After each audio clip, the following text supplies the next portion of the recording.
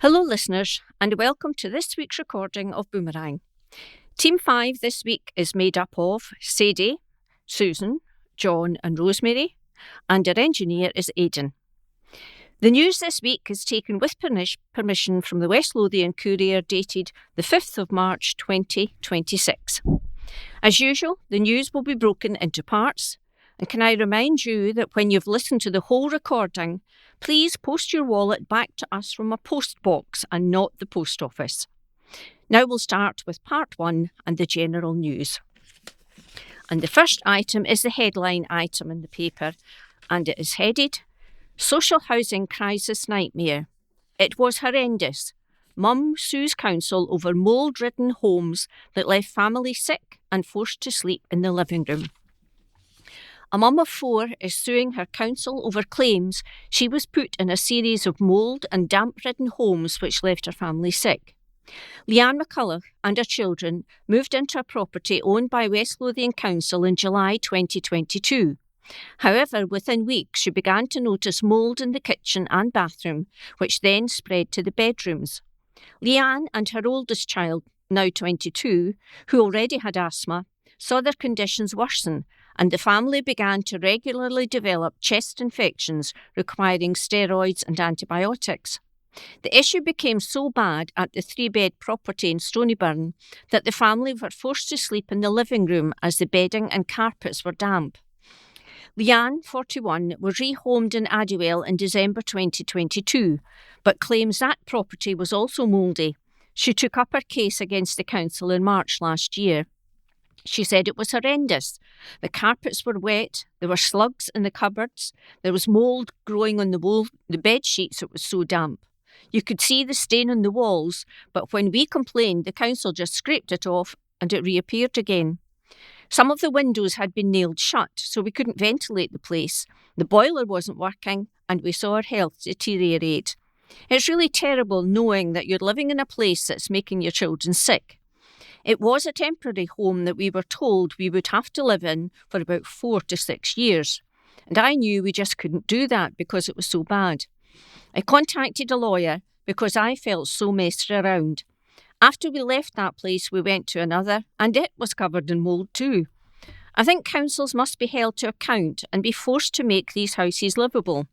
Leanne now has launched legal action with Thompson solicitors against West Lothian Council. The law firm is seeking compensation in the region of £20,000 for the family. Kieran Smith, a partner with Thompson Solicitors Scotland, said, "My team will do everything we can to help Leanne get proper recompense for the ordeal which she and her children have suffered. The respiratory effects of damp and mould can cause illness and even death. Now, residents are protected by AWAB's law. It is named after Awab Ishak II, who died in 2020 after being exposed to mould in his home in Rochdale. We told recently how NHS worker Tony Blair is suing Queen's Cross Housing Association over claims a mould-ridden Glasgow flat ruined his health. A West Lothian Council spokesperson said, "We take any reports of damp and mould seriously and investigate any cases that are reported to us to try and identify the source and take appropriate action to address the issue. It is not appropriate for us to comment further on this case while legal action is ongoing." Shelter Scotland Director Alison Watson said, "No family should have to resort to legal action simply to have a safe house. A safe home isn't a luxury, it's the foundation that everything else depends on." This article is headed, Praise as Pupils Claim Top Prize from UNICEF, and it's by Ross Thompson. Southdale Primary School and ELC in Armadale is to be awarded gold by UNICEF UK's Rights Respecting School programme. The Rights Respecting Schools Award is granted to schools that show commitment to promoting and realising children's rights and encouraging adults, children and young people to respect the rights of others in school. Gold is the highest accolade given by the UNICEF UK and shows a deep and thorough commitment to children's rights at all levels of school life. The UNICEF report highlighted that children's social and emotional well-being is a clear priority at Southdale, and relationships are rooted in dignity and mutual respect. The assessors were impressed that children use their understanding of children's rights to make meaningful action locally and globally through community-based projects and fundraising. Pupils have developed a Take What You Need trolley and Southdale Primary, which provides free food, health and sanitary items for all. The school's work on the Sustainable Development Goals was noted as further supporting pupils to understand their role as global citizens, helping them to connect local action to wider global issues and children's rights worldwide. Head teacher of Southdale Primary School, Vicky Fish, said, "Everyone at Southdale is incredibly proud to receive the Gold Award from UNICEF UK. We have all worked very hard over the last few years to ensure children's rights are at the heart of all we do." The school's former principal teacher, Sian Ramsey, praised the work of pupils throughout the years who have been part of the UNICEF leadership group. She said, "This has been an ongoing team effort in which many former pupils have been involved. This award wouldn't have been possible without their incredible pupil leadership, which helped build the foundation for us and raise the profile of children's rights with our whole school community." Work continues to increase Borough Hall's profit margin by Stuart Somerville. No stone has been left unturned in a bid to make Linlithgow's Borough Halls profitable. That was a declaration from an education officer delivered to local councillor Pauline Orr during this week's budget debate in Livingston's Civic Centre chambers. Councillors heard earlier this month that a revised set of charges had been drawn up to help sell the historic building in the heart of the town as a wedding and events venue. Councillor Orr for the SNP asked, "Is the council now content that all reasonable action has been taken to increase income at the borough halls, or is there still some work to be done to make best use of facilities in order to maximise income potential?" Siobhan McGarty, a senior education officer, in whose department the remit for the venue lies, told the meeting there has been a considerable amount of work that has been done to try to maximise income. So, for example, the staff have looked at overtime expenditure, they have revised the cafe menu, they have looked at a revised package on offer so there is profit from what takes place. There's a whole list of things that have been done. They have not left any stone unturned to maximise profit. At an earlier meeting, the new charges were revealed, which will take the costs of hiring the borough halls as a full wedding venue to £4,500. Other price rises could include £40 for a 2-hour let of the garden room, rising to £60 at the weekend, with a commercial let costing from £110 to £130. Proposed charges for one hall for a wedding venue could rise to £750, while the weekend hire of 2 halls for a family celebration or wedding could rise to £1,000 and £2,000 respectively. The latter with minimum bar spend rules attached. The last 2 years' losses, or rather projected incomes of around £100,000, have failed to materialise, and this has prompted questions from all local councillors about the borough halls is managed by the Education Service. Greg Welsh, the head of the Education Service, said the price rises would be an income generator for West Lothian Council. He added the benchmarking that's been undertaken had been looking at wedding packages delivered in the private commercial industry, and they have been aligned to ensure that we get full cost recovery. Also noted on proposals, there is a minimum bar spend to ensure that full cost recovery is received, and then becoming an income generator beyond that. Council tax payments confirmed by authority. This is a report from Stuart Somerville. The annual council tax for West Lothian households in Band D is set to rise to £1,627.59 after the 7.4% increase agreed by the full council. The budget agreement was less than the original proposed by the ruling minority Labour-led administration.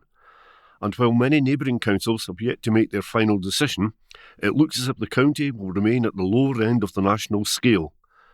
It is currently around 9th lowest out of 32 councils in Scotland. East Lothian Council also set its budget last week, opting for a 7.5% increase, well down on the 10% originally feared by residents there. For the Band D average, the West Lothian household will have to find an extra £9.34 a month or £2.16 a week. The 7.4% represents a rise of £112.14 a year from the 2025-26 bill of £1,545. The vast majority, at 62% of council taxpayers, will pay less than this, with average weekly increases from £1.44 to £1.92 in bands A to C. Those in homes in the highest bracket, Band H, will see their council tax bill rise £274.74 to an annual charge of £3,987.60. This is an extra £22.90 a month. The council tax reduction scheme provides mitigation to those who cannot afford to pay the full amount. Answering a question from Conservative leader Councillor Damien Doran-Timpson, the Finance Director Alistair Black confirmed the CTRS would cost more than £11 million in the financial year. In West Lothian households, 74% of properties in West Lothian are in bands A to D. Of those band A to D properties, 47% of households are in receipt of a form of discount or exemption, and 16% of households in bands A to D are in receipt of CTRS. The council has to make total savings of £18.9 million over the next 2 years. Insufficient funding from the Scottish Government and rising costs are piling the pressure on funding. The money raised from the increase in council tax will be ploughed into the surging costs of adult and elderly social care packages for the most vulnerable and an investment in machinery and staffing to form a dedicated repairs team to tackle potholes. More vulnerable adults and older people need care and support, and an increasing number of people need more complex packages of care and for longer. The cost of providing social care is also increasing. West Lothian faces one of the fastest growing older populations in Scotland. It is expected that the number of over 75s in West Lothian will increase by 39% by 2028, compared to a national average of around 21%. This is creating unprecedented demand for social care packages, home care, residential care and support for adults with complex needs. The additional council tax income will help avoid some of the most detrimental savings, which will be considered by the Integration Joint Board, which oversees social care. Around £4 million will go to these two areas in the next 2 years. There are no figures for next year's proposed rise, but it is expected to be less. The initial proposals put forward by the administration before the budget indicated 8.4% this year, with a lower percentage planned for 27-28. Addressing the full council leader Lawrence Fitzpatrick, the Labour group leader, said it was the toughest budget he had seen in 27 years in local government. He said, "We have to set a balanced budget each year, and this ensures that we can continue to provide vital local services to our community. We have a combination of increasing demand for services and higher costs of delivering the services." This next item is headed, Get on board as a trainee technician. Lothian Buses has opened applications for the next generation of technicians to join its celebrated apprentice engineering programme, which has seen more than 150 professionals trained in the past decade. Open to those aged 16 and over with no upper age limit, the Apprentice Technician Programme provides participants with 4 years of hands-on training to acquire either an SCQF Level 7 in Heavy Goods and Public Service Vehicle Maintenance and Repair, or an SCQF Level 6 in Vehicle Body Repair and Alignment upon successful completion. Working in partnership with GTG, apprentices are given fantastic opportunities to develop their skill set in a modern, purpose-built centre, gain practical experience within Lothian's garages alongside knowledgeable and experienced colleagues, and earn a competitive wage while they learn. Graduates of the programme often stay on with Lothian as fully qualified technicians, embarking on successful and rewarding long-term careers. Dylan Dasty, Engineering Director for Lothian, said, "Our apprentice programme isn't just training engineers, it's shaping careers and future-proofing our business. Since the scheme was established, more than 150 apprentices have honed their skills here, many going on to thrive as fully qualified technicians, supervisors and managers. We're excited to welcome the next generation of talent to Lothian to help them build lasting, successful careers in our industry." Chloe Riddle completed her apprenticeship with Lothian in 2025 and is currently working as a qualified mechanic. Speaking of the impact the programme had on her, she said, "I tried college before applying for the apprenticeship, but I wasn't getting the hands-on experience I needed to be able to learn fully. This apprenticeship gave me what I needed. I'm so much more confident in myself now, and I always felt very supported throughout my apprenticeship. We were told there's no such thing as a stupid question, and there was always someone there to help. The deadline to apply to Lothian's apprenticeship programme is Friday, March the 27th. Visit gtg.co.uk to learn more and apply, or to speak to someone about application process or for any other information, please contact 0141 950 5600. And there is a lovely picture of Chloe in her overalls, ready for action. MP Delight as two-kid cap set to be abolished. Almost 2,000 children in the Livingston constituency are set to benefit as legislation to abolish the two-child limit moves to its third reading in Parliament this week, marking the most significant step to reduce child poverty in a generation. The landmark bill, introduced by the UK government, will remove the two-child limit in universal credit, a policy that has pushed hundreds of thousands of children into poverty since its introduction in 2017. In Livingston, an estimated 1,990 children across 550 households will benefit directly from the change.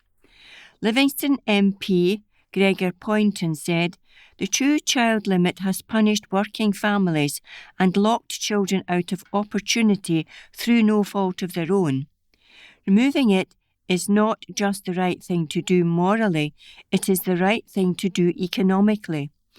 If we are serious about closing skills gaps, growing our economy and building a stronger country, we must start by giving every child a fair start." Mr. Poynton added that lifting children out of poverty is also a long-term investment in Britain's workforce. The move comes alongside wider action from the UK Labour government to ease pressure on family finances, including boosting the national living wage, cutting £150 from energy bills and freezing rail fares. He concluded, "Across the UK, employers face shortages in sectors like care, technology and skilled trades. Allowing hundreds of thousands of children to grow up in poverty damages their life chances and our economic future. By acting now, we are investing in a generation who will power our economy for decades to come. This is about giving children the foundation they need to succeed in school, build careers, and contribute fully to our community. For too long, families across the Livingston constituency and West Lothian have been held back by a policy that simply wasn't fair. This week, we move one step closer to setting it for good." Additional Support Needs Centre set to be launched by Twin Sisters by Jacob Farr. Twin Sisters are set to launch a multifunctional play and educational centre for children with additional support needs, ASN. Mary McKinnon and Amy Johnson, both 36, claim Rainbow Rascals will be the first of its kind in Scotland. The mothers, who have over 19 years of hospitality experience behind them, were successful in gaining planning permission from West Lothian Council to change the use of 11A Oakbank Park Way, Livingston. Rainbow Rascals will act as a hub for inclusivity, where all children will feel welcome. Mary and Amy said they were motivated after seeing a lack of spaces available for families with ASN children who truly understood and catered to their needs. They hope to have the space open and operational later this year. Mary said, "We recognise the clear lack of inclusive spaces where all children feel welcomed, valued and supported. We saw how many families, particularly those with children who have ASN, struggle to find environments that truly understood and catered to their needs. There was also a noticeable gap in support for parents and carers who often felt isolated and unheard. Driven by our passion to make a difference, we created Rainbow Rascals as a safe, nurturing and supportive community hub where every child can thrive and every family feels understood, included and empowered. Our aim is to provide a welcoming environment that supports children of all abilities, while also empowering parents and carers. We want to build a community hub where families can connect, talk openly and support one another. Alongside play and learning opportunities for children, we plan to offer structured support sessions for parents and carers, addressing the challenges faced by both pre- and post-birth. This includes emotional well-being, parenting support and guidance during key development stages. A key focus of their project is education and awareness around ASN and specific disabilities. They said they want to deliver targeted sessions that help families understand different conditions, promote inclusion and provide practical strategies on how best to support and advocate for their children. Mary added, "Ultimately, our goal is to foster an inclusive, informed and supportive community where children thrive and families feel connected, confident and understood." Many families of children with additional support needs have shared that mainstream play spaces that can often be overwhelming with high noise levels, large crowds and limited understanding of sensory and communication needs. There is also a lack of tailored sessions and appropriate facilities that truly consider the day-to-day challenges ASM families face. Our space will address this by offering accessible facilities, clear visual aids and social stories before visiting to help children prepare, and structured smaller play sessions to reduce overstimulation. We are intentionally creating a calm, supportive environment designed around the needs of all children and their families, ensuring they feel understood, comfortable and fully included. Mary and Amy said they will be seeking experienced and qualified individuals or organisations who would like to deliver services within their setting that support ASN, as well as pre- and post-birth support for families. They added they are particularly interested in specialists who can offer expert advice, workshops and tailored sessions, supporting both children, parents and families. And that brings us to the end of part 1. Welcome back to part 2, and we'll start with the family announcements. Ainsley Alistair from Livingston.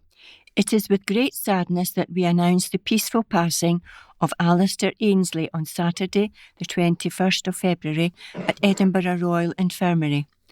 Alistair will be dearly missed by his family, friends, and all who had the pleasure of knowing him. His funeral service will be held at West Lothian Crematorium on Wednesday, the 11th of March at 4 p.m. All who knew him are warmly invited to attend.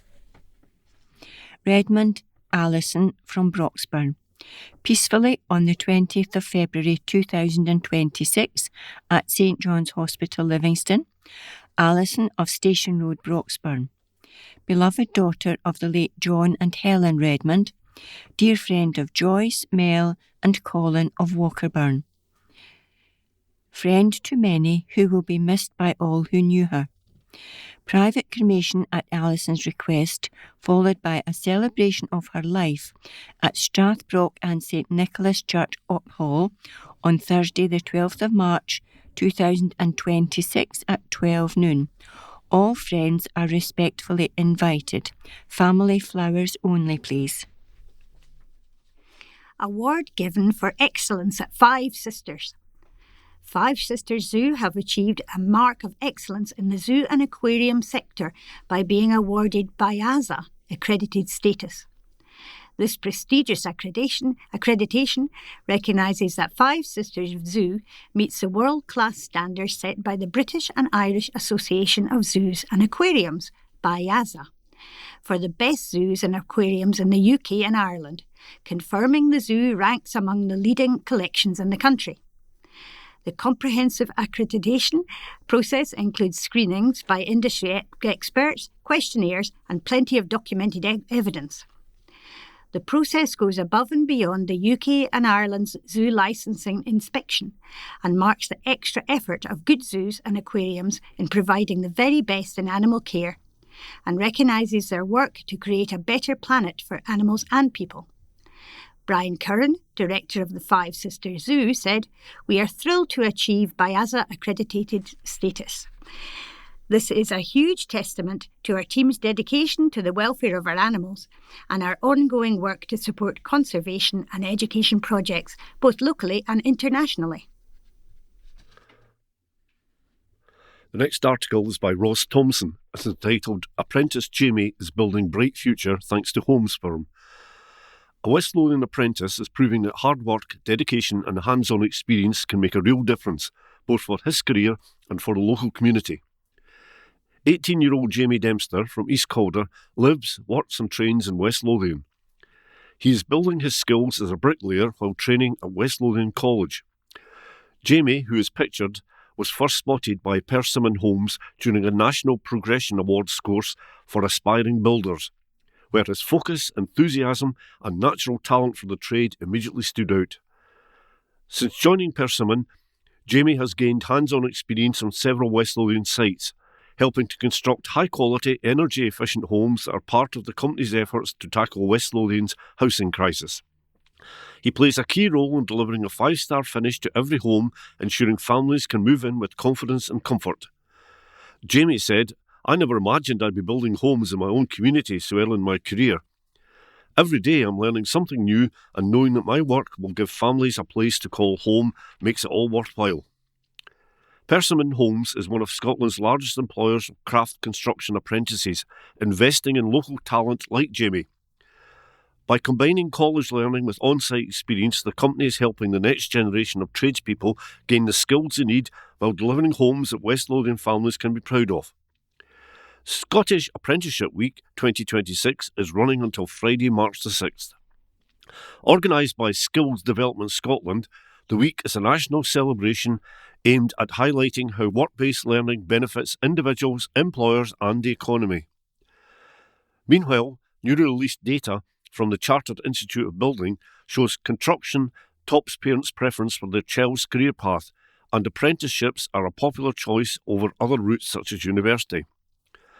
A survey of parents of 16 to 24-year-olds across Scotland showed apprenticeships are their preferred career path for young people, while the construction industry specifically was among the top sectors, chosen by almost one-third, 29% of parents, for their children to work in, beating healthcare, 25%, and computing and technology, 24%. Apprenticeships were strongly favoured by parents, with nearly half of respondents, 45%, preferring this career path for their child ahead of university, 42%, and going directly into work, 23%. More than half of parents surveyed, 53%, they said they have discussed apprenticeships with their child, and nearly one-third, 32%, would prefer that their child earn while they learn. This next item is headed "Author and Poet Donna Open Support Clinic" and is by Ross Thompson. Best-selling author and poet Donna Ashworth officially opened the Abercorn Clinic, marking a major milestone in local mental health and neurodevelopmental support services. The private clinic, located in Livingston, has launched to provide rapid access to specialist psychological care for children, adults, families and couples across the region and beyond. The ribbon-cutting ceremony celebrated the opening of the modern, purpose-refurbished clinic, which has been designed to offer a calm and professional environment for therapeutic work. While Abercorn Clinic introduces a fresh, independent identity to West Lothian, it is underpinned by the extensive heritage of the Moore House Group. The clinic's team bring nearly 4 decades of clinical expertise from within the group, offering a unique combination of high-standard clinical space backed by a long-standing reputation for excellence. Patricia Sheridan, founder and managing director of Moore House Group and Abercorn Clinic, expressed her pride in the expansion of the organisation's reach. She noted that the opening of the clinic represents a significant commitment to improving accessibility for those in need of specialist intervention. Dr. Stephen Drysdale, Clinical Director of Abercorn Clinic and CEO of Moore House Group, highlighted the importance of this new chapter for the team. Having been a part of Moore House Group for 20 years, Dr. Drysdale noted that the clinic represents the culmination of decades of dedicated work in the sector. He stated that the goal was to create a dedicated space where the team's deep expertise could be shared more broadly with the community, ensuring that individuals and families can access high-quality psychological support when they need it. Stephanie McQuillan, Head of Clinical Operations, who has been with the team since 2014, described the launch as a natural evolution. She noted that after years of refining their specialist approach, the new clinic allows them to bring high-calibre care to the wider public in a contemporary space that is both welcoming and entirely accessible. Miss McQuillan added that having Donna Ashworth open the doors was a perfect fit, as her work reflects the same themes of mental health and self-compassion that are at the heart of the service. The clinic offers a comprehensive range of evidence-based support, including specialist evaluations for ASD and ADHD, as well as cognitive and educational assessments. While the physical clinic serves as a central hub for the West Lothian community, the team is also able to support clinics nationally through the provision of flexible online appointment options. For more information or to book an appointment, please visit www.abercorn.org.uk or contact the Abercorn Clinic directly. Lib Dem Sally opts to abstain on budget vote, and this is by Stuart Somerville. West Lothian's minority Labour-led coalition lost one supporter for its budget last week. Linlithgow Lib Dem Sally Pattle abstained, refusing to back either the Labour budget or the SNP's alternative proposals. Councillor Pattle told the local Democracy Reporting Service that the budget didn't represent the best we can do for residents or businesses. She called the proposals short-term sticking plaster politics. The administration scraped through home its budget with support from independent Andrew Maguire and the newly elected Reform UK councillor David McLennan. Speaking to the LDRS after the budget meeting, Councillor Pattle highlighted 2 key areas: the removal of cross-border funding for private nursery places and the effects of potential enforcement fines on businesses. She said, "I think it's clear we all understand the perilous state our finances are in. We heard firsthand from parents who will be affected by the loss of cross-border funding for private nursery places, who gave us incredibly powerful testimony about the real-world impact that decisions we are being forced into making are having on families and our young people. That's why I believe the budget passed does not represent the best that we can do for our residents or for business." Councillor Pattle added, "There is a lot I agree with. The Liberal Democrats welcome the much-needed investment in repairing the dreadful state of our roads, the priority given to protecting and enhancing adult social care provision by investing in the Integrated Joint Board, and the commitment to looking after further increasing council tax on second homes to 200%. But the sole Lib Dem on the council said there was much more that could have been done. She echoed criticism made during the meeting by the opposition MSP group, which slated Labour for stalling the introduction of decriminalised parking enforcement, DPE, first called for by the SNP in 2019. Councillor Patel added, there is a lack of urgency in getting decriminalised parking enforcement over the line so we can tackle the illegal parking plaguing our town centres. There is no provision for developing a long-term tourism strategy so we can capitalise on West Lothian's world-class heritage assets. And I, like others, will be keenly monitoring the impact of the community centre review once it comes into effect in April 2026. Core to her objections were the potential threat of enforcement. I remain deeply concerned about the implications of the planned enforcement action on the business community. As I said last week during the Council Executive meeting, I welcome the introduction of the Litter Prevention Action Plan, but I feel the policy regarding trade waste has not been sufficiently developed. The West Lothian Liberal Democrats are calling for a working group formed of officers, elected members and representatives from trade waste operators and the business community with a remit to develop locally based policies for town centres, retail parks and industrial estates, as well as understanding the challenges faced by both operators and businesses with regard to collections and any potential procurement improvements. The Liberal Democrats suggested that in addition to marketing country parks as event venues, the council should look at introducing car parking charges at a rate of 50 pence per vehicle per day. In 2025, approximately 399,000 vehicles visited our 3 country parks. That's potential income generation of 194,000.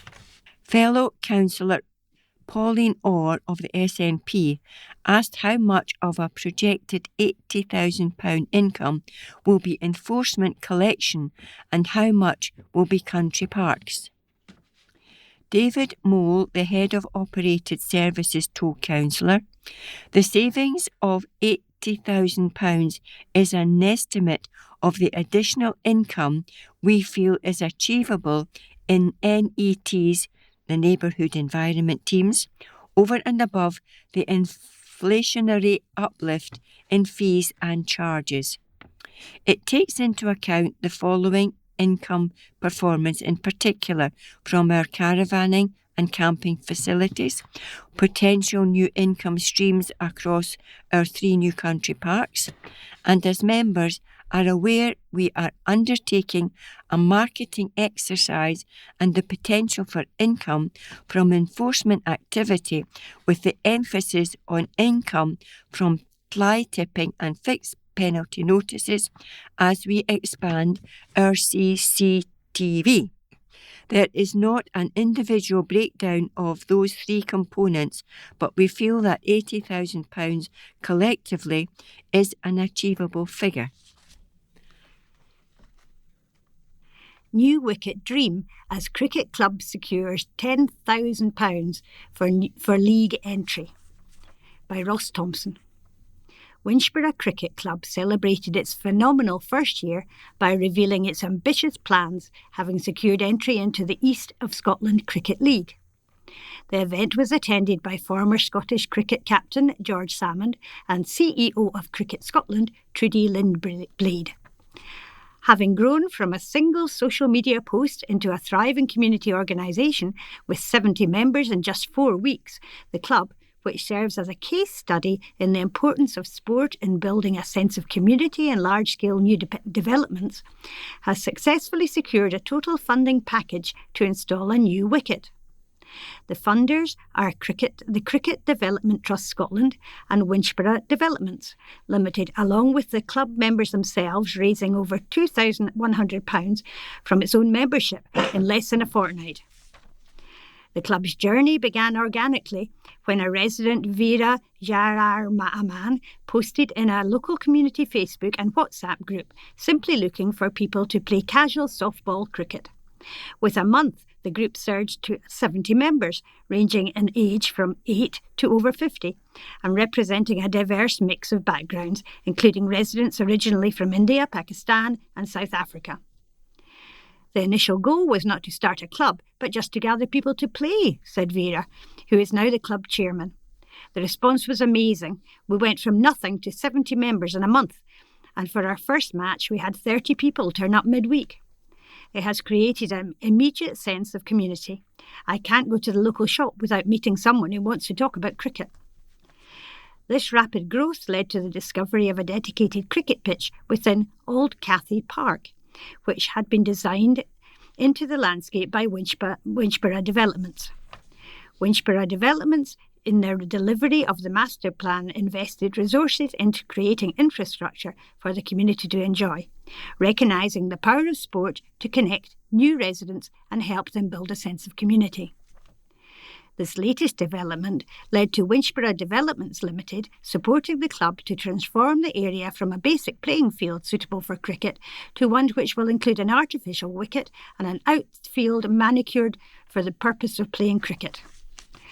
The club demonstrated its extraordinary commitment by raising £2,132 from its own members in just 2 weeks. This internal fundraising was a critical factor in securing an £8,000 grant from the Cricket Development Trust. The club's demonstration of self-funding was incredible, said Penny Lockhead, the Community Sport and Green Space Manager for Winchborough Developments Limited.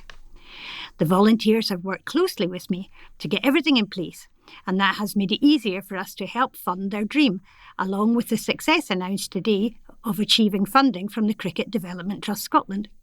We are delighted to see the support they have gained, and they deserve the recognition they are getting today. Commenting on the grant award announced at the club launch, Trustee Alistair Robertson from Cricket Development Trust said, "We are delighted to have been able to support Winchborough CC and the development of cricket at Old Cathay Park. This is an exciting project providing opportunity and potential to grow the game, fitting perfectly with our key aims. We are particularly excited to be backing a club so new to the sport. This is thought to be only the second launch of a brand new cricket club and facility in Scotland in the 21st century, and to mark the occasion, former Scotland captain George Salmond was a guest to mark the opening of the new ground." The launch event also gained the support from Cricket Scotland CEO Trudy Lindblade. She said, "This is an astounding example of how sustainable community sport can be established and flourish. From a simple message to the community last summer, Winchborough Cricket Club has grown through enthusiasm, hard work and a shared commitment to cricket. We thank Winchborough Developments Limited for the foresight shown through community consultation in incorporating a cricket field within their development plans, ensuring facilities reflect and serve local community needs from the outset and deliver long-term benefit. We look forward to working alongside the club as it establishes itself and contributes to the meaningful future of Scottish cricket." The club asked Sinclair Academy and Winchborough Academy pupils to help them design a new logo for the club that have reflected their values of inclusivity, courage, discipline and community. After an incredible response to the request, the club shortlisted 4 amazing designs which have formed a brand new logo that incorporates the best of each of the shortlisted designs. In addition to joining the East of Scotland Cricket Association, ESCA League structure for men's cricket in 2026, they are exploring the beginnings of organised women's and junior cricket.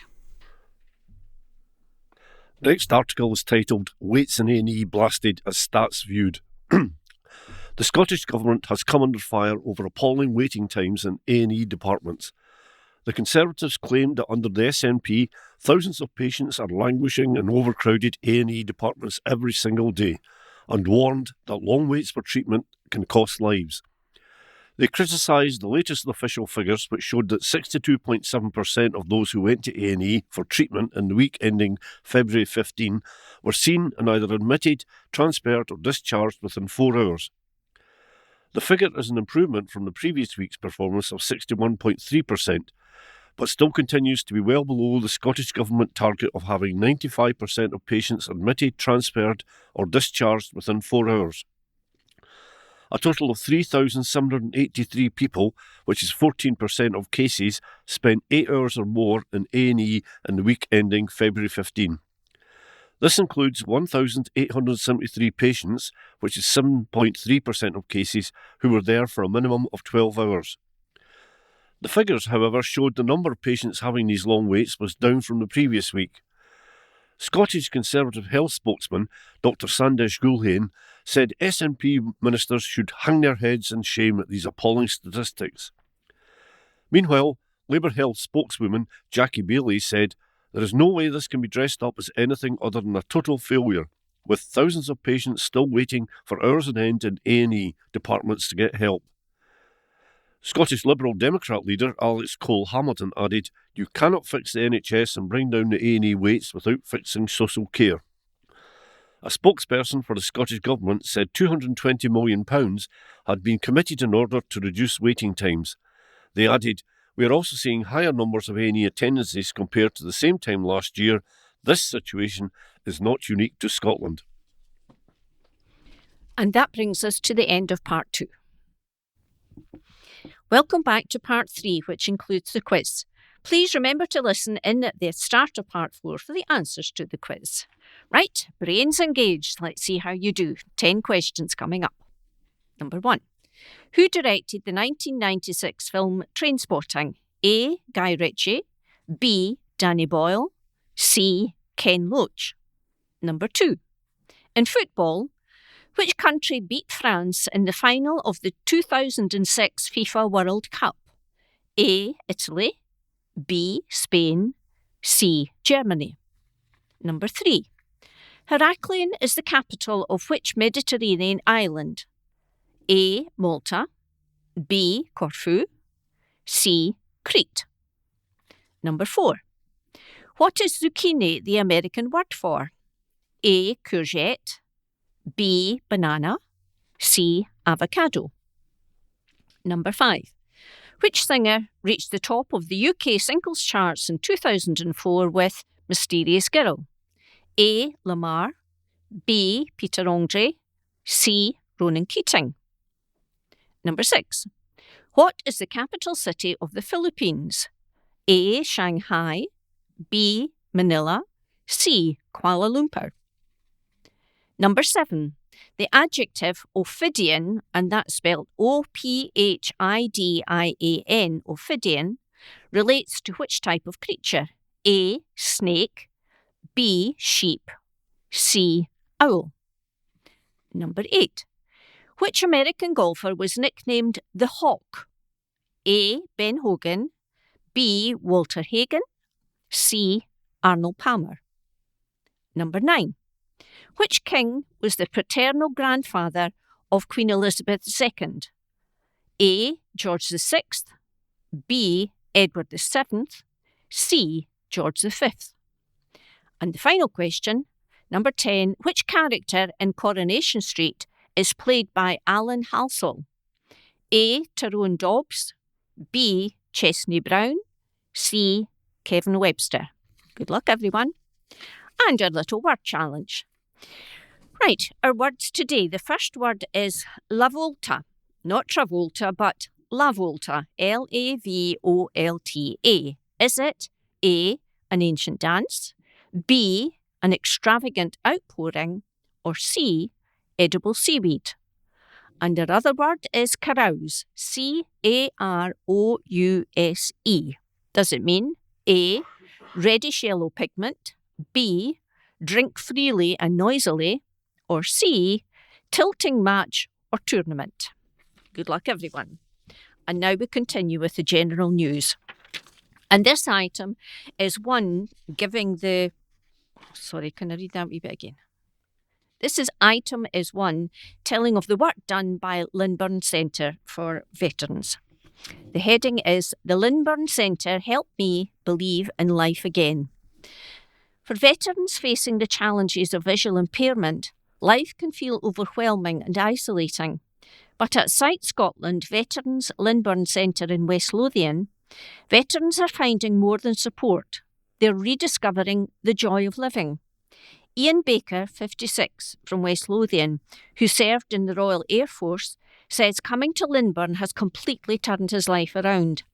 He explains, "I've been supported by Sight Scotland veterans for nearly 2 years now, and I absolutely love coming to the Lynburn Centre. It's changed my life. I have a medical condition called myasthenia gravis, an autoimmune disorder that affects the nerves and muscles throughout the body. Unfortunately, it's had a big impact on my eyes, and my vision is slowly deteriorating. I come to the Lynburn Centre twice a week on Mondays and Thursdays and take part in a range of activities like bracelet making, paracord tying, acoustic shooting, indoor curling and bowls. These are things I never thought I would do again. Playing bowls here gave me the motivation to join my local bowling club, and I have just finished my first season with them. It's been brilliant meeting new friends. The staff are amazing and nothing is ever too much for them. Honestly, they've saved me. Without this place, I'd be stuck at home doing nothing." Sight Scotland Veterans Lynburn Centre in West Lothian is a true lifeline for local veterans living with a visual impairment. Our dedicated team works tirelessly to combat isolation, boost confidence and enhance well-being. Every day, the centre is alive with activity, from woodwork and arts and crafts to IT, archery and acoustic shooting. There's something for everyone. And it's not just about activities. We also provide practical support through drop-in sessions with rehabilitation specialists and financial well-being advisors, ensuring veterans have access to the help they need. Are you a veteran living with visual impairment in the West Lothian area, or do you know someone who could benefit from our support? Call today on 0800 035 6409 or visit sightscotlandveterans.org.uk. This article by Stuart Somerville highlights the worry over an accident black spot. Villagers in West Lothian fear a 3-month road closure will lead to more accidents on their doorstep. Commuter traffic from the main A70 Lang Hwang Road to Edinburgh is being diverted through Harburn to the A71 at West Calder. Local community councillor Alan McLaughlin told a council meeting of fears of more accidents at the railway bridge in the village. New safety signs have been installed on both sides of the Humpback Bridge. The narrow winding B7008 road takes a sharp, almost 90-degree turn on the southern side of the bridge over the Carstairs to Edinburgh railway line. The approach to the bridge from the north is uphill. There have been several accidents at the site, with drivers unfamiliar with the route colliding with crash barriers, unprepared for the right tight bend. In one of the most graphic accidents, a driver from the Midlands crashed his delivery van several feet down into a field after vaulting the already damaged crash barrier last year. Villagers have frequently helped extricate drivers from crashed cars on both sides of the bridge. New road markings emphasise the hazard, but the danger lies in the fact that much of the road is 60 miles an hour, and many drivers unfamiliar are directed by sat-nav systems to the road as a shortcut to and from Livingston. Road Network Manager Kenneth Brown told a meeting of Fauldhouse and the Breich Valley Local Area Committee that resurfacing work on the road is scheduled to begin in the summer. The work will include road alignment and anti-skid surfacing. Chairing the meeting, Councillor Craig Meek asked, "How confident are we that the work will go ahead this summer?" "Very confident," replied Mr Brown. Mr McLaughlin told the meeting that villagers were happy with the work that had been done so far, but highlighted that the newly installed crash barrier had been broken twice and had yet to be repaired, and some road markings had already started to wear out. There have been concerns raised. The resurfacing on the A70 between Harburn Road End and Kirknewton Road End means there's going to be a lot of traffic coming down into Harburn. There will be a lot more people driving in a silly way. It's not the cars that are daft, it's the folk driving them. It would be good if repairs could be done in place before the extra traffic starts using the road. Drivers using the A70 will be directed towards the 871 towards West Calder for a maximum of 12 weeks. Mr Brown said there would be major resurfacing of the road from West Calder to the Crossroads Junction with a C road which leads west to Bent Head and East Brucefield Industrial Estate on the edge of Livingston. Additional safety work and resurfacing will take place at the railway bridge at the same time. In a report to Councillor Graham Burton, the Council's design engineer manager said, "The remaining design document will be prepared in the coming weeks with a view to completing the work during summer this year. Exact times are not possible at this stage, as this is subject to availability of the appointed contractor." Second suspect charged. Article by Gemma Ryder. A second man has been arrested and charged after a man was found dead in a house in West Lothian. Police were called out to the property in Gilchrist Crescent, Whitburn, just days before Christmas on the 19th of December last year. Officers had received reports of concern for a 56-year-old man who was injured at the property. When mercy crews arrived at the home, the man was pronounced dead at the scene. The force has named him as Gregors Bialy and confirmed at the time that his next of kin had been informed. Rafal Naivots was arrested and charged in connection with the death. A 48-year-old from Whitburn appeared in Livingston Sheriff Court on Monday, December the 22nd, charged with murder and breach of bail conditions. He entered no plea and was remanded in custody. A second man has now been charged in connection with the man's death. Jonas Vezersk, 43, of Whitburn, appeared in private at an appearance at Livingston Sheriff Court on Monday, March the 2nd, and was charged with murder. He entered no plea and was remanded in custody. He will appear again later at a later date. The next headline reads, "Norrie's Heart Battle inspires Black Belt Win." This is written by Ellie Farker. Ferrying his kids to and from judo classes and competitions, Dad Norrie Cameron started to think about taking up the martial art himself. But before he could set foot on the mat, he found out he had a heart condition that had been there since birth. While he's dreamed of joining his kids Stella, now 15, and 14-year-old Monroe in their club, his health took an unexpected turn, and he learned he would have to endure major surgeries to fix his damaged heart. After a long recovery, Norrie's kids continued to encourage him to take up judo.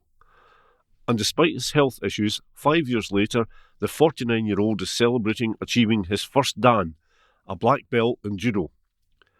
For years, Norrie and wife Charlotte have, like many parents, been kept busy taxiing their children to and from their favourite after-school activities. With judo being a particular passion for the pair, Norrie from Livingston could typically be found in the gym watching his young kids train.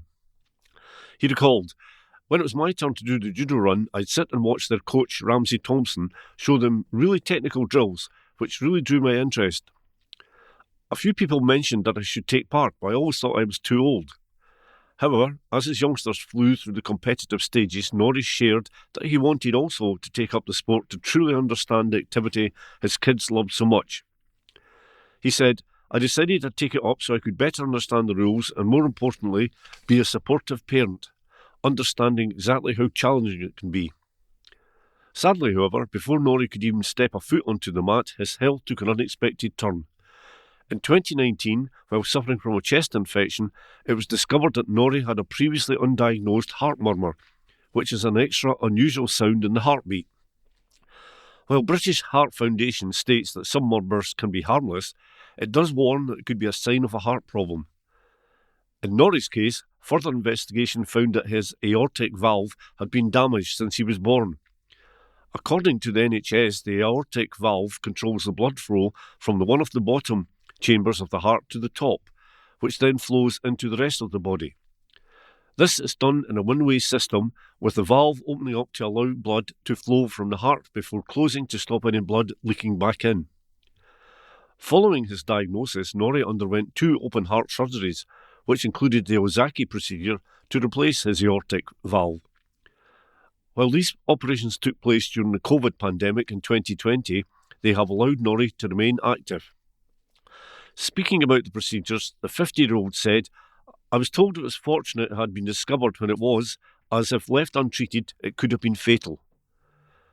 Throughout his recovery, Norrie said that walking played a central role as it helped him rebuild his cardiovascular health as well as keeping his mental health in a motivated and positive mindset.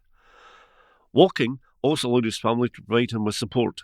Norrie said, "It allowed me to include the kids and the rest of the family in my recovery, with regular walks in the Pentland Hills in all weathers.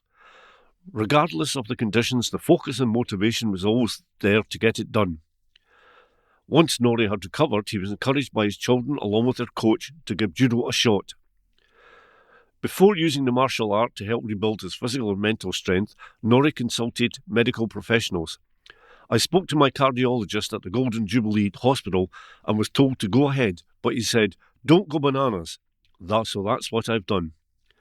Now, 5 years on, Norrie is celebrating achieving his first dan, a black belt in judo. Throughout his training, he revealed that very few people knew about his medical history. He explained, "No one knew apart from my close friends, family and coach. I didn't want to worry people. For me, this has never been about proving anything. It's about resilience. It's about showing the kids that setbacks don't define you and that perseverance, remaining positive and disciplined really matter." Norrie added, "For me, this is not a personal milestone. It's about showing that after a major setback, you can rebuild, keep moving forward and take on new challenges." Norrie is supporting the British Heart Foundation's Walk for Hearts, a virtual fundraising challenge to walk 28, 50 or 100 miles. Walking helped Norrie's cardiac fitness, and research shows that being physically active, including regular exercises, reduces the risk of cardiovascular disease by up to 35%. Ruth Goss, senior cardiac nurse at BHF, said, "Walking is a great way for everyone to weave exercise into their daily routines and help look after their cardiovascular health." This next item is headed "Racked School Plea by Lib Dems" and is by Ross Thompson.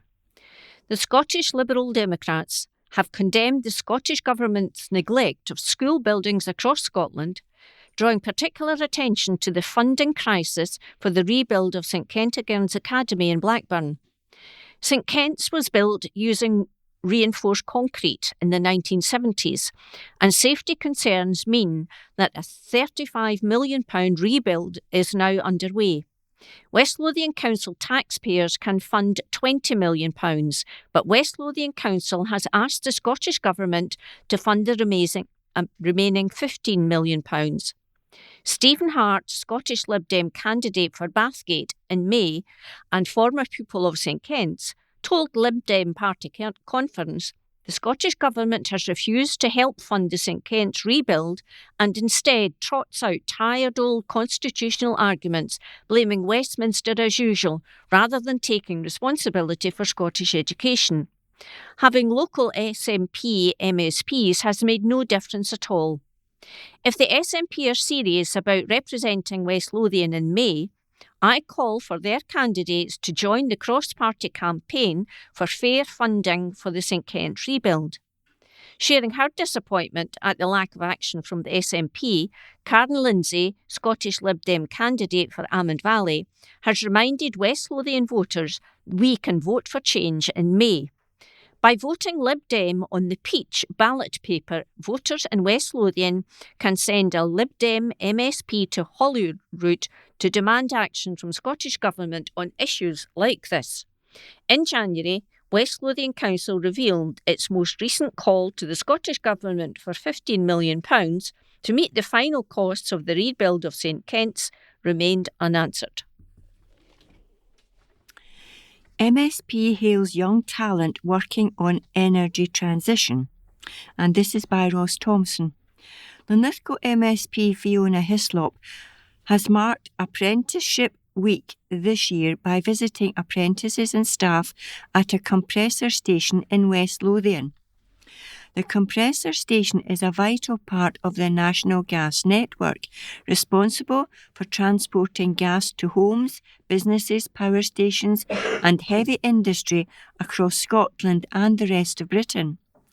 They play a vital role in Scotland's energy security and will be essential in the transition to net zero, supporting the Acorn carbon capture and storage project, as well as enabling the future use of hydrogen. Fiona said, "Scottish Apprenticeship Week is a great opportunity to recognise the work of our young apprentices and celebrate the contribution they make in transforming businesses, organisations and communities. It also allows them to gain the skills and talents they need for their chosen industries. I was delighted to meet apprentices at the compressor station, which is responsible for transporting gas to homes, businesses, power stations and play a vital role in Scotland's energy security and drive towards net zero. It was also great to see around the site, meet the local team and hear about their work on resilience, green transition and economic growth." And there's a picture of all the workers in their high-vis uniforms and white hats standing in front of the buildings. Teenager arrested after blade incident. A West Lothian teenager has been arrested after police received several calls regarding a man in possession of a bladed weapon in a town centre over the weekend. Officers rushed to Livingston Town Centre on Sunday, March the 1st, after several reports were made by members of the public. A 19-year-old man has since been arrested. The teenager was remanded in custody and appeared at Livingston Sheriff Court on Monday. Police say inquiries into the incident are ongoing and thank the public for reporting the matter. They wrote in a statement, "Following several reports of a male in possession of a bladed weapon at Livingston Town Centre on March the 1st, we can confirm that a 19-year-old male was arrested in relation to the incident. He was subsequently remanded in custody following his appearance at Livingston Sheriff Court on March the 2nd. Inquiries are continuing into the incident." And that brings us to the end of part 3. Welcome back to part 4. We'll start with the answers to the quiz, then continue with some general news and finally some sport.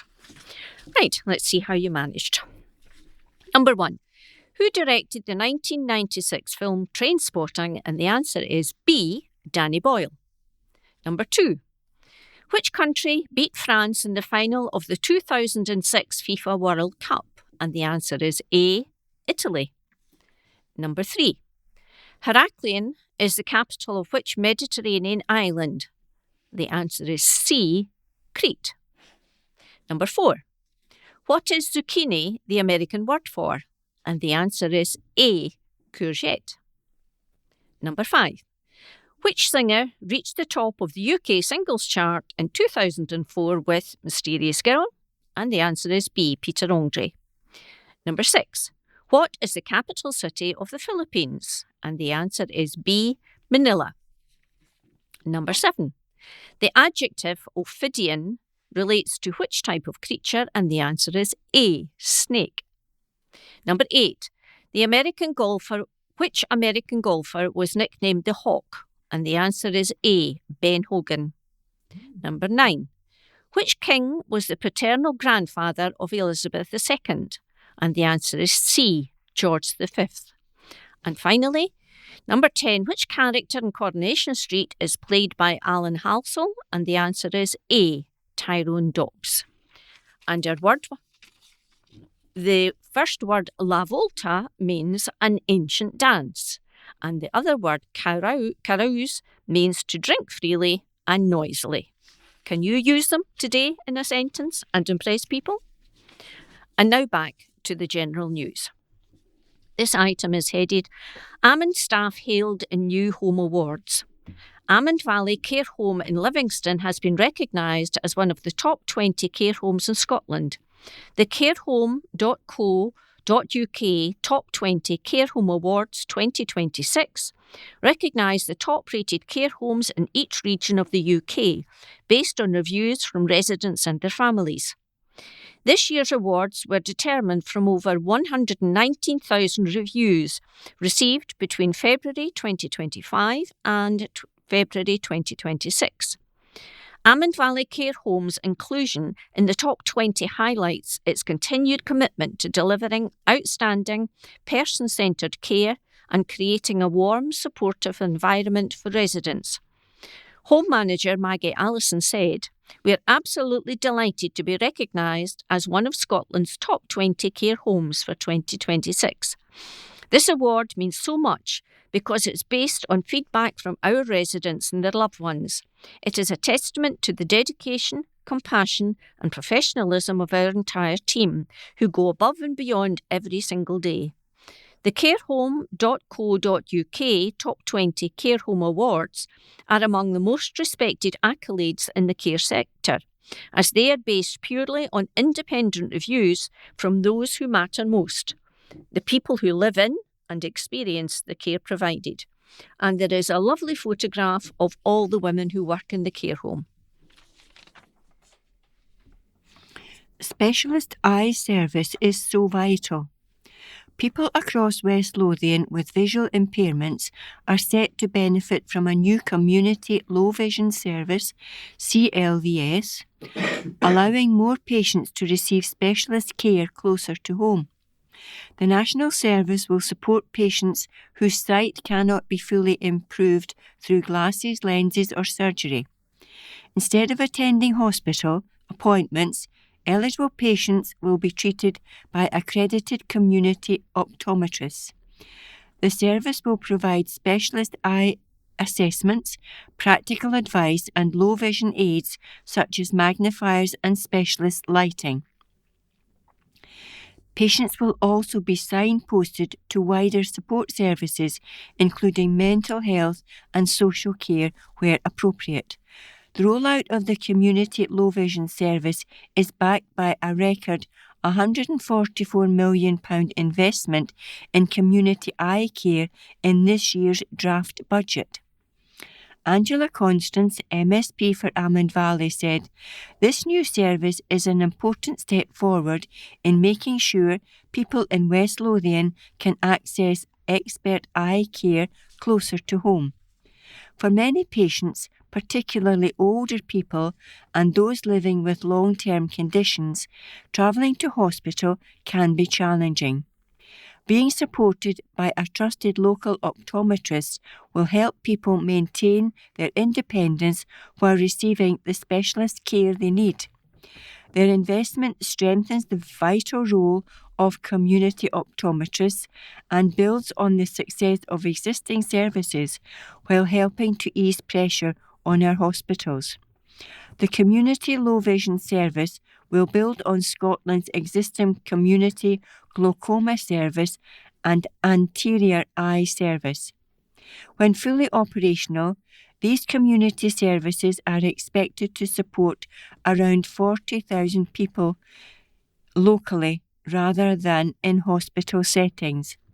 Scotland is the only part of the UK to provide free universal NHS-funded eye examinations, helping with early detection of both sight-threatening and wider health conditions. Dogs Trust Pet for the Week. And this is an article about Give a Dog a New Life, and with a lovely picture of a French bulldog.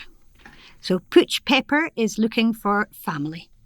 Pretty Pooch Pepper is still waiting to find her forever family at Dogs Trust West Calder.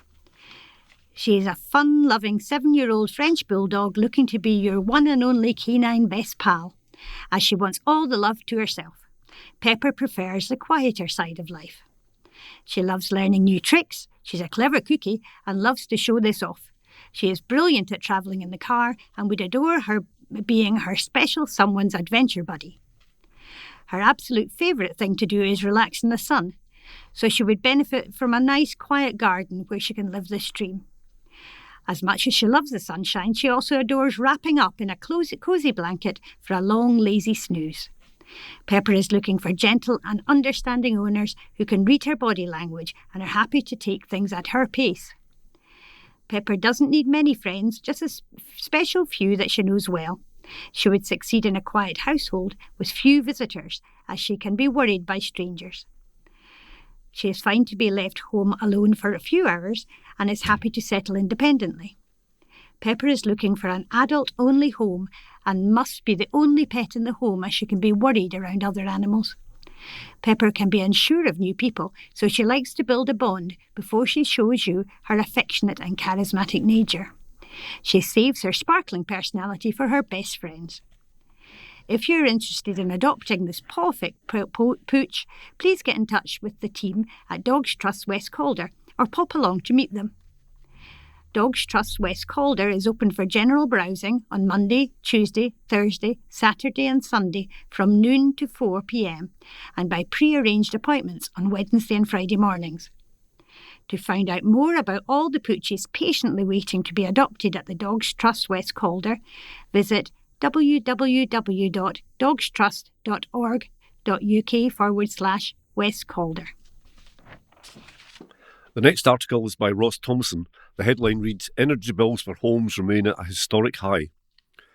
West Lothian households are still paying over £500 a year more for gas and electricity than they were before the energy crisis hit, despite a fall in the price cap. Energy regulator Ofgem announced last week that the cap on what suppliers can charge will fall from £1,758 to £1,641 from April the 1st. This is a 7% fall on the current level and will see the average bill fall by £117 per year. However, latest forecasts suggest that the price cap is set to rise again slightly in July. The new price cap is still £503 more than the amount that households were being charged before the energy crisis hit in the autumn of 2021. Advice Direct Scotland, which runs the National Energy Advice Service, energyadvice.scot, is urging anyone worried about energy-related debt to contact its team of experts, who can provide free, impartial and practical advice. It is also urging all households to review how much they are paying and check whether there are better tariffs available. The charity said the persistently high cost of gas and electricity underlined why the UK needs a social energy tariff, which could put the most vulnerable customers on the cheapest deals. Eligibility for such a tariff would be determined by a variety of metrics. Craig Tobin, Head of Business Development Impact at Advice Direct Scotland, said, "A fall in the energy price gap will be cold comfort for the thousands of households across Scotland who have been struggling to pay their heating and electricity bills over the winter. Many have been building up debts to their energy suppliers, with other increases to the cost of living heaping pressure on already stretched domestic budgets. The fact is that people are paying hundreds of pounds per year more than they were before the energy crisis hit, with sky-high bills becoming normalised. That is why we have been calling for the introduction of a social energy tariff, which would give the more vulnerable people access to the cheapest deals. For now, customers can take practical action by examining their bills, finding out how much they are paying, and checking if there are cheaper options available with other suppliers. Taking regular meter readings and checking the level of your direct debit are as important as ever. If you have a smart meter, ensure that it is working. The most important thing to remember is that nobody should struggle alone, and help is available. Anyone experiencing difficulties should visit www.energyadvice.scot or call 0808 196 8660 for assistance. And now for some sports news. And the first two are some short items. First one is Top Pro Wrestling returning to centre. Live professional wrestling is coming to a West Lothian town in a family-friendly spectacle. PWR Pro Wrestling presents an action-packed evening of live entertainment at Blackburn Partnership Centre on Friday, April the 24th.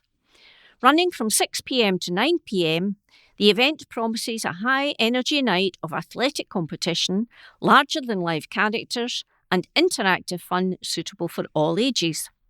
Following a successful students' showcase at the venue late last year, PWR Pro returns with a full main show featuring established stars from the UK wrestling scene. Headlining the event, head coach Andy Roberts will face former WWE star Mark Coffey. PWR Pro Wrestling also have strong roots in West Lothian, with one of their pro wrestling training schools based in Livingston. Early bird tickets are available from £7.95, and tickets are also available by logging on to www.evenbright.co.uk. And the next item is about snakebite. Snakebite is encouraged to take a break. Livingston darts player Peter Wright has been urged to take a break from the sport after yet another early exit on the PDC Tour.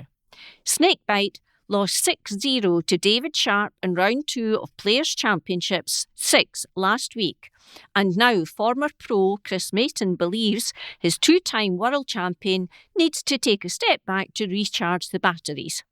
He said of the 55-year-old, "Peter Wright must still be playing to a certain level in practice to put himself through this. I mean, he's earned a fortune. He doesn't need to play, does he? Fair play to him. Many by now would have gone, no, if you're all right, I think I'll have a bit of time off." Maybe that's the solution for him, just to take himself off on a nice cruise for a couple of weeks and forget about it. Then go again. But Wright himself shows no sign of removing himself from the tour, with a short stake away from the Oki. He said, "Obviously, I feel bad for all my fans the way I've been playing. People don't realise that. The thing is, I'm playing brilliantly in practice and it's just not coming out on stage. But I'm keeping going."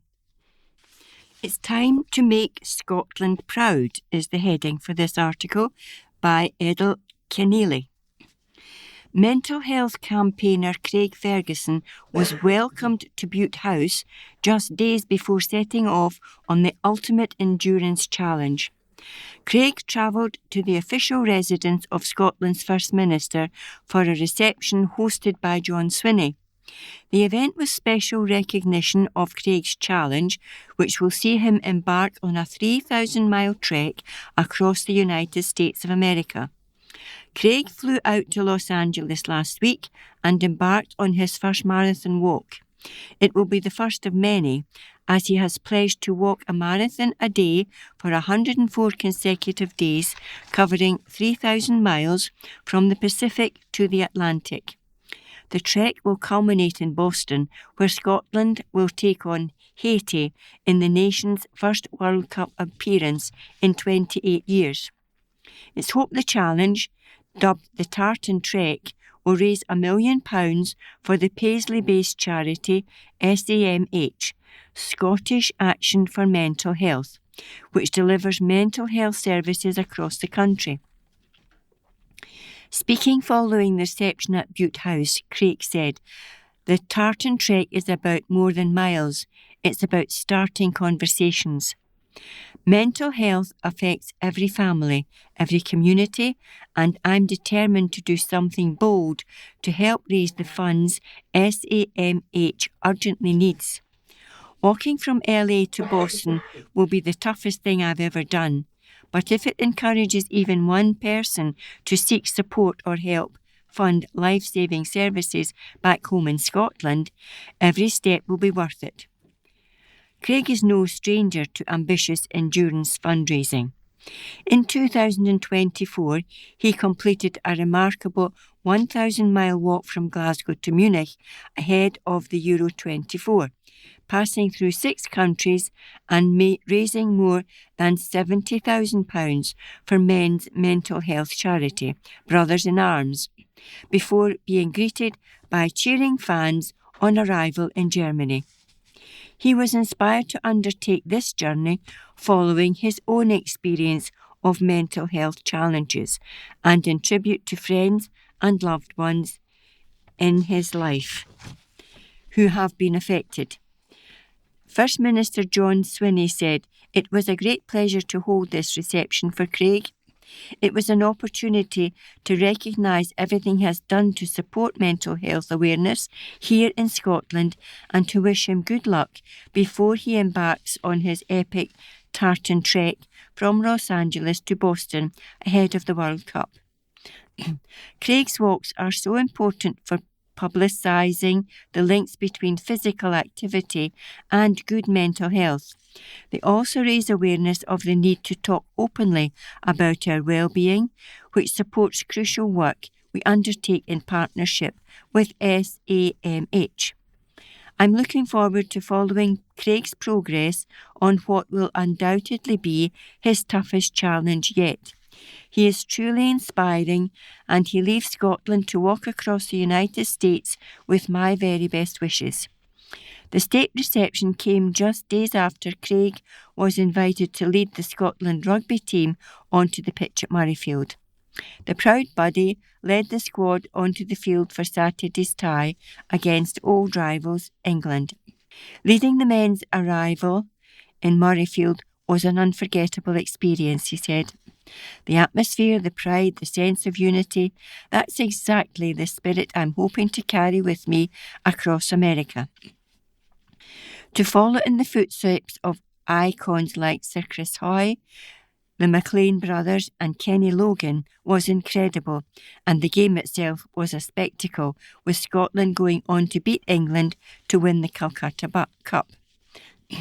Billy Watson, Chief Executive at SAMH, said, "Craig's tartan trek captures exactly what SAMH stands for: courage, compassion, and taking action when it matters most. Mental health challenges affect people in every community, and early support can make the difference between coping and crisis.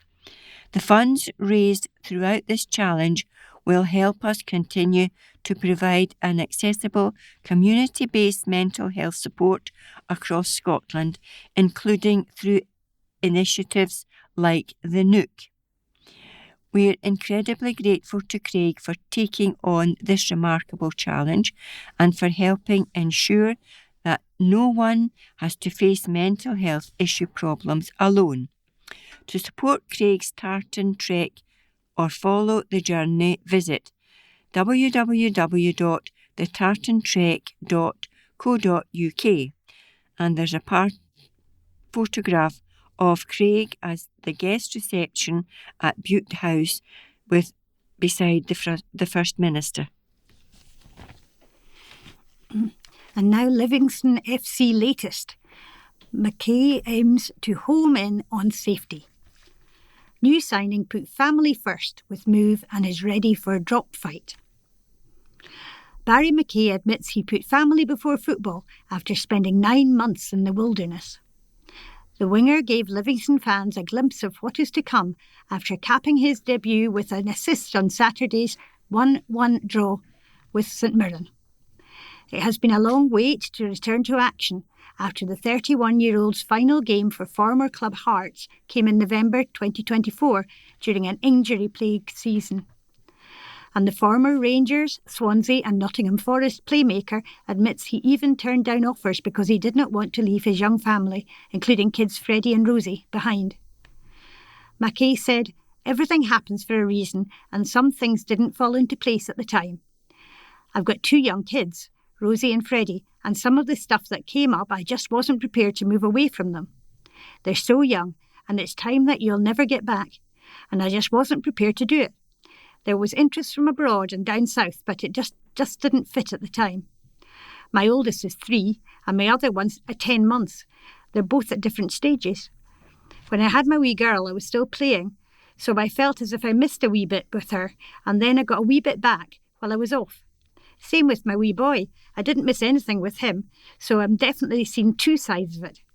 Just going back to training again, my wee girl was asking where I am, and that's just for a couple of hours. So if I was away for weeks on end, I don't think I'd enjoy it. I want to go home with them every day, and that's what means the most to me, my family.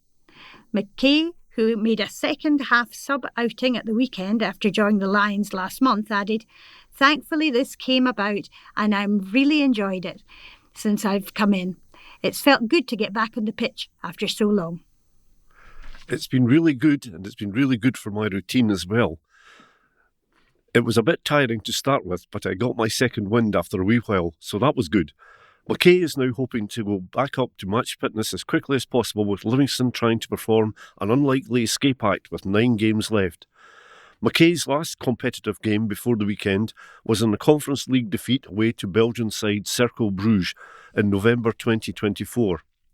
On his day at the Jambos, the wide man was capable of terrorising opposition defence, and he is desperate to rediscover that form. McKay added, "I've felt good since I've come in. I feel pretty fit. It's just going to be that max sharpness that I need to get, but the only way you get that is by playing games. It's just good to be back out there and try to get little touches and make sure that you're sharp enough when the time comes." Livingston, who are idle this weekend, remain without a league win since August, but they cut the gap on 11th place Kilmarnock to 7 points. And McKay insists there is no reason why the Lions cannot climb away from trouble.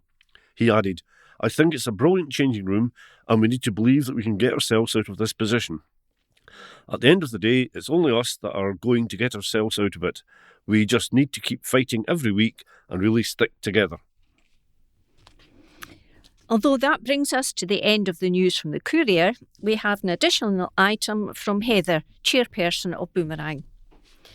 Boomerang AGM invitation for listeners.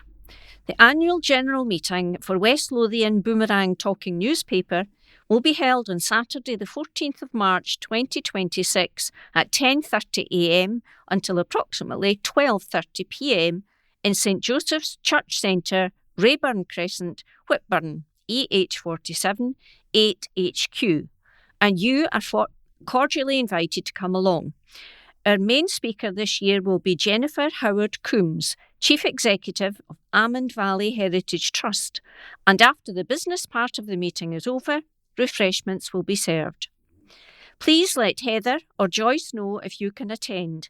If you would like to attend and are bringing someone with you, or if you require transport, please inform Heather Smart by calling 07707 830 634, or you can put a note in your next wallet and return it to the studio.